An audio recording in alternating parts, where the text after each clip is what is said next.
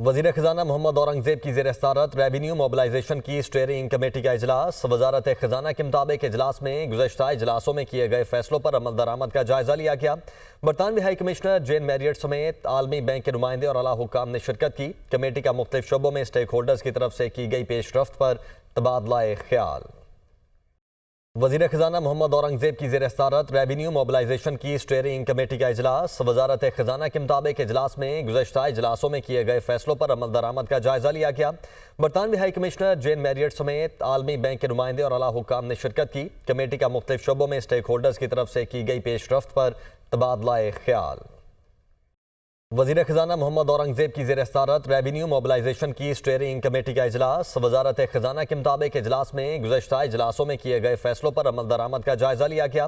बरतानवी high commissioner जेन Marriott समेत आलमी bank के नुमाइंदे और आला हुक्काम ने शिरकत की। कमेटी का मुख्तलिफ शोबों में स्टेक होल्डर्स की तरफ से की गई पेशरफ्त पर तबादला ख्याल।